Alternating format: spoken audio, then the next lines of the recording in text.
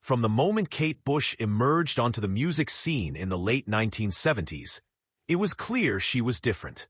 She was 19 when her debut single Wuthering Heights hit #1 in the UK, making her the first female artist to achieve that with a self-written song.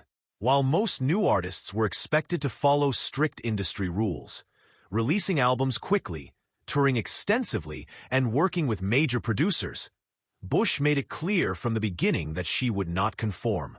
She wanted complete creative control. She demanded it, and she got it, but not without consequence. Her early success gave her leverage, and she used it. After her second album, Lionheart, was released under pressure just 9 months after her debut, Bush pushed back. She realized she was being funneled into a formula she hadn't agreed to. From that moment forward, she took control of every part of her process, writing, producing, arranging, and even directing her own videos. This level of autonomy was rare, especially for a young woman in the male-dominated music industry of the 1980s. She created Never Forever and The Dreaming, albums that rejected mainstream radio appeal in favor of experimentation and depth. While critics struggled to categorize her work, Bush stayed focused on soundscapes, narrative structure, and sonic layering. She was not interested in market demands. She was interested in creating something original. The industry, however, was not patient. By the time she released The Dreaming in 1982, some called the album mad, inaccessible, or commercial suicide. It was her first self-produced album, and many couldn't understand it. It didn't sound like anything else at the time. Airplay suffered.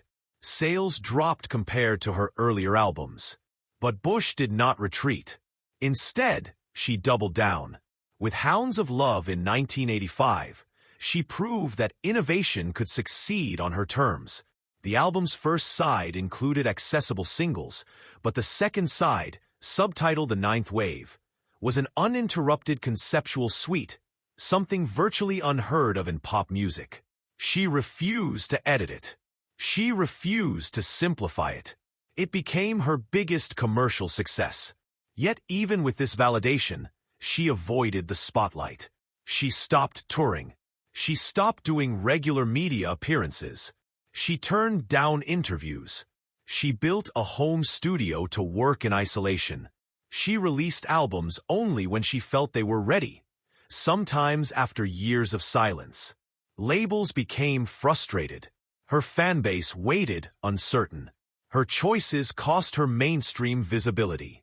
While other artists dominated charts with predictable output, Bush disappeared for over a decade after 1993's The Red Shoes.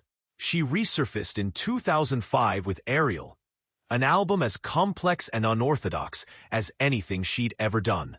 Again, there was no promotion cycle, no singles pushed to radio, no tours, just the work itself. Kate Bush refused to play the game. She didn't cater to commercial trends. She didn't tailor her sound to radio formats. She didn't conform to the expectations set by management, industry executives, or the media. As a result, she paid the price. She was misunderstood.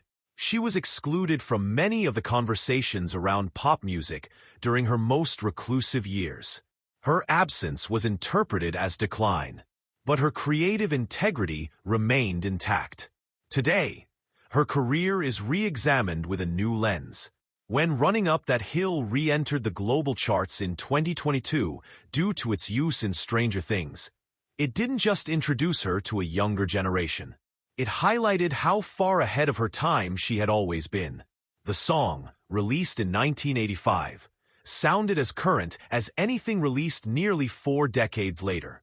That resonance wasn't luck. It was the result of decades of resisting compromise.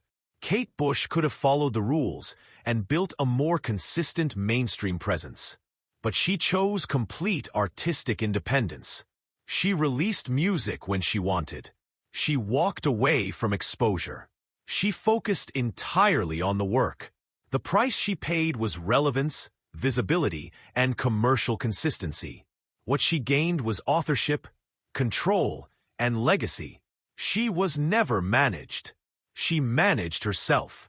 That decision cost her in the short term, but preserved her in the long run.